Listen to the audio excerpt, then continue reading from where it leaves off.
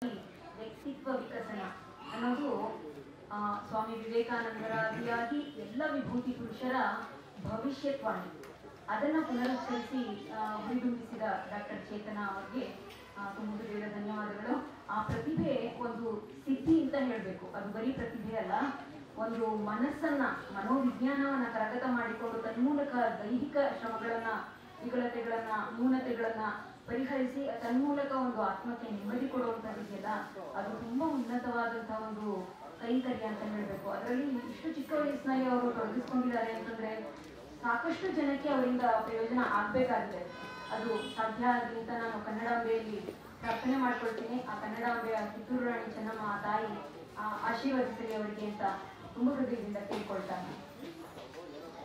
ಮುಂದೆ ದಿವ್ಯ ಸಾನ್ನಿಧ್ಯ ವಹಿಸಿ ನಮ್ಮ ಮೊದಲಿನಿಂದ ಕೊನೆಯವರೆಗೂ ನಮ್ಮ ಜೊತೆ ಇದ್ದು ಒಂದು ಸಭಾ ಮರ್ಯಾದೆಯನ್ನ ಎತ್ತಿ ಹಿಡಿದಿರುವಂತಹ ಡಾಕ್ಟರ್ ರಾಘವೇಂದ್ರ ಮೋಕ್ಷಗುಂಡಂ ಗುರೂಜಿ, ಸುವಿಖ್ಯಾತರು ಮಾಧ್ಯಮಗಳ ಮೂಲಕ ಮತ್ತು ತಮ್ಮ ಪಾಂಡಿತ್ಯದ ಮೂಲಕ, ತಮ್ಮ ಸಿದ್ಧಿಯ ಮೂಲಕ ಮನೆ ಮಾತಾಗಿರುವಂಥವ್ರು. ಅವರು ದಯಮಾಡಿ ತಮ್ಮ ಆಸನವನ್ನ ಸ್ವೀಕರಿಸಬೇಕು ಅಂತ ಕೇಳಿ.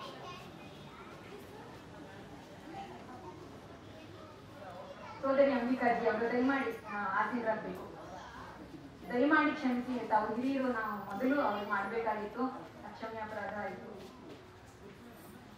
ಶಾಂತಿಯಿಂದ ಶಾಂತಿಗಾಗಿ ಅನ್ನೋದು ಮೊಟ್ಟ ಮೊದಲ ಮತ್ತು ಕಟ್ಟ ಕಡೆಯ ಸಂದೇಶ ಆಗಿರುತ್ತೆ. ಅದರ ಮಧ್ಯೆ ನಾವು ಎಷ್ಟೇ ವೈರುಧ್ಯಗಳು, ಜಿಜ್ಞಾಸೆಗಳು, ಹೋರಾಟಗಳು, ತಮ್ಮತನವನ್ನ ಮೆರೆಸ್ಕೊಳ್ಳುವಂತಹ ಆ ತುಡಿತಗಳು ಎಷ್ಟೇ ಇರಲಿ, ಮಾನವ ಜನಾಂಗಕ್ಕೆ ಬೇಕಾಗಿರೋದು ಮೊದಲಿಗೂ ಶಾಂತಿಯೇ, ಕಡೆಗೂ ಶಾಂತಿಯೇ. ಅದನ್ನ ಕೇವಲ ಶಾಂತಿಗೋಸ್ಕರ ಬದುಕ್ತಾ ಇರುವಂತಹ ಕೈಂಕರ್ಯ ನಿರತರಾಗಿರುವಂತವರು ಬ್ರಹ್ಮಕುಮಾರಿ. ಅವರ ಪ್ರಸಾದ ಇವತ್ತು ನಾವು ಸ್ವೀಕರಿಸುವಂತಹ ಒಂದು ಉಪಯೋಗ ನಮ್ಮದಾಗಿದೆ. ಅವರನ್ನ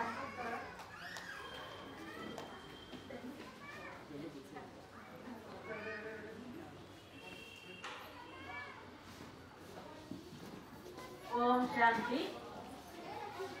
ನಾನು ಮೊಟ್ಟ ಮೊದಲನೇದಾಗಿ ಪ್ರಜಾಪಿತ ಬ್ರಹ್ಮಕುಮಾರಿ ಈಶ್ವರೀಯ ವಿಶ್ವವಿದ್ಯಾಲಯದ ವತಿಯಿಂದ ಈ ವೇದಿಕೆಯನ್ನ ನಾನು ಅಲಂಕರಿಸಿದ್ದೀನಿ. ಮೊಟ್ಟ ಮೊದಲನೇದು ನಾನು ಪರಮಾತ್ಮ ನಿರಾಕಾರಿ ಜ್ಯೋತಿ ಭಗವಂತ ಶಿವ, ಮಂಗಳಕಾರಿ, ಶುಭಕಾರಿ, ಕಲ್ಯಾಣಕಾರಿಯಾದಂತಹ ಪರಮಾತ್ಮನನ್ನ ಈ ಸಭೆಗೆ ನಾನು ಅನಂತವಾದಂತಹ ಸ್ವಾಗತವನ್ನ ಬಯಸ್ತಾ ಇದ್ದೀನಿ. ಈಗ ತಾನೇ ಒಬ್ಬ ಡಾಕ್ಟರ್ ಅವರು ಹೇಳಿದ್ರು, ಎಲ್ಲದಕ್ಕೂ ವಾಸಿಯಾಗೋದಕ್ಕೆ ಬೇರೆ ಬೇರೆ ಟ್ರೀಟ್ಮೆಂಟ್ಗಳಿದಾವೆ, ಆದ್ರೆ ಮಾನಸಿಕವಾಗಿ ಧೈರ್ಯವನ್ನ ತಂದುಕೊಳ್ಳೋದಕ್ಕೆ ಒಂದು ಸಾಧನೆ ಬೇಕು. ಆ ಸಾಧನೆ ಯಾವುದು ಅಂತಂದ್ರೆ ಆಧ್ಯಾತ್ಮಿಕವಾಗಿರ್ತಕ್ಕಂಥ ಒಂದು ಶಕ್ತಿ. ಎಲ್ಲಿವರೆಗೂ ನಾವು ಮನಸ್ಸಿನ ಶಕ್ತಿಯನ್ನ ಬೆಳೆಸ್ಕೊಳ್ಳೋದಿಲ್ವೋ ಅಲ್ಲಿವರೆಗೂ ನಮ್ಮ ಜೀವನದ ಚರಿತ್ರೆ ಸುಗಮವಾಗೋದಕ್ಕೆ ಸಾಧ್ಯ ಇಲ್ಲ. ಇವತ್ತು ಬೇಕಾದಷ್ಟು ಜನ ಸ್ತ್ರೀಯರು ಬೇಕಾದಷ್ಟು ಸಾಧನೆಯನ್ನ ಮಾಡಿ ಹೆಸರನ್ನ ಪಡ್ಕೊಂಡಿದ್ದಾರೆ. ಆದ್ರೆ ಅವ್ರಿಗೆಲ್ಲರಿಗೂ ಕೂಡ ಮನೋಬಲ, ಮನೋಸ್ಥೈರ್ಯ, ಆತ್ಮವಿಶ್ವಾಸ ಬಹಳ ಮುಖ್ಯವಾಗಿ ಬೇಕಾಗಿರ್ತಕ್ಕಂಥದ್ದು.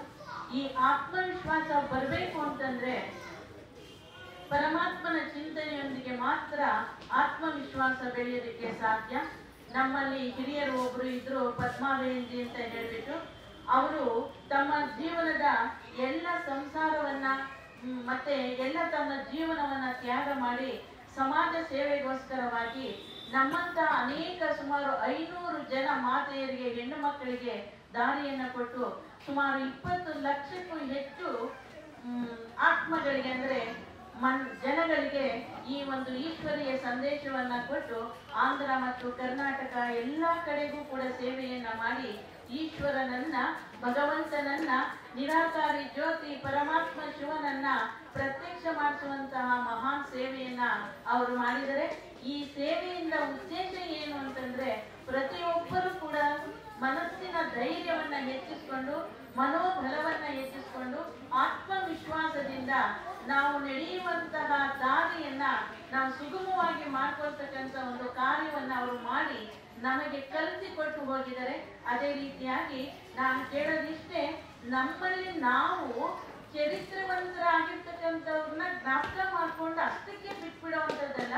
ಅದೇನಾಗಬೇಕು ಅಂತಂದ್ರೆ ನಮ್ಮಲ್ಲಿ ನಾವು ಪರಿವರ್ತಿತರಾಗಿ ಇನ್ನೊಬ್ಬರನ್ನು ಪರಿವರ್ತನೆ ಮಾಡ್ತಕ್ಕಂಥ ಕಾರ್ಯದಲ್ಲಿ ನಾವು ಯಾವಾಗ ತೊಡಗ್ತೀವೋ ಅವಾಗ ಮಾತ್ರನೇ ಈ ಸಮಾಜ ಸುಧಾರಣೆ ಆಗೋದಿಕ್ಕೆ ಸಾಧ್ಯ. ನಾನು ಚೆನ್ನಾಗಿರ್ಬೇಕು, ಇನ್ನೊಬ್ಬರು ಚೆನ್ನಾಗಿರ್ಬೇಕು, ಮತ್ತೆ ಇಡೀ ವಿಶ್ವ ಚೆನ್ನಾಗಿರ್ಬೇಕು. ಈ ಭಾವನೆ, ಈ ಸದ್ಭಾವನೆಯನ್ನ ಎಲ್ಲಿವರೆಗೂ ನಾವು ಬೆಳೆಸ್ಕೊಳ್ಳಲ್ವೋ ಅಲ್ಲಿವರೆಗೂ ನಾವು ಕಷ್ಟದಲ್ಲಿರ್ಬೇಕಾಗತ್ತೆ.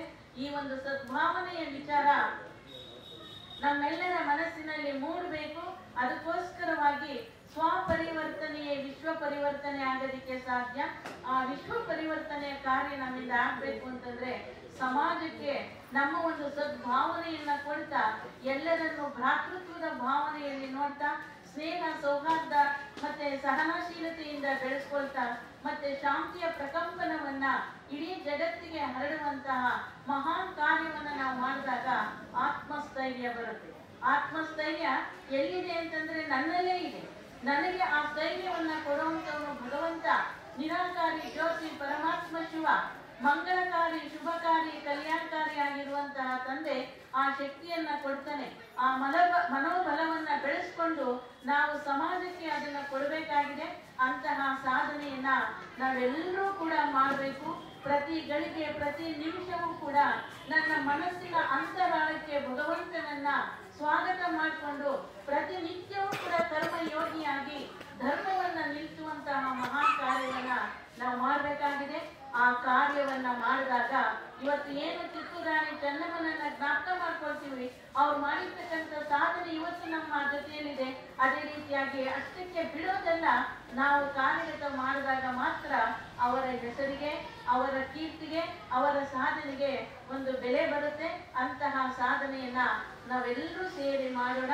ವಿಶ್ವ ಕಲ್ಯಾಣವಾಗ್ಲಿ, ವಿಶ್ವ ಉದ್ಧಾರವಾಗ್ಲಿ, ವಿಶ್ವಕ್ಕೆ ಒಳ್ಳೇದಾಗ್ಲಿ. ಪ್ರಪಂಚ ಚೆನ್ನಾಗಿದ್ದಾಗ ನಾವೆಲ್ಲರೂ ಚೆನ್ನಾಗಿರೋದಕ್ಕೆ ಸಾಧ್ಯ.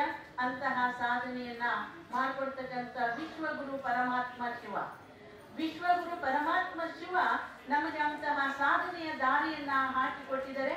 ಆ ದಾರಿಯಲ್ಲಿ ನಡೆದಾಗ ನಮ್ಮ ಬದುಕು ಸುಂದರ, ಶಾಂತಮಯ, ಆನಂದಮಯ, ಸುಖಮಯವಾಗೋದಿಕ್ಕೆ ಸಾಧ್ಯ ಅಂತ ಹೇಳ್ತಾ, ಈ ಸಂದರ್ಭದಲ್ಲಿ ವೇದಿಕೆಯಲ್ಲಿ ಉಪಸ್ಥಿತಿರ್ತಕ್ಕಂಥ ಎಲ್ಲ ಗಣ್ಯರಿಗೂ ಹಾಗೂ ಸಭೆಯಲ್ಲಿರ್ತಕ್ಕಂಥ ಎಲ್ಲ ನನ್ನ ದೈವಿ ಸಹೋದರ ಸಹೋದರಿಯರಿಗೂ ಅನಂತವಾದಂತಹ ಧನ್ಯವಾದಗಳು, ಧನ್ಯವಾದಗಳು, ಧನ್ಯವಾದಗಳು.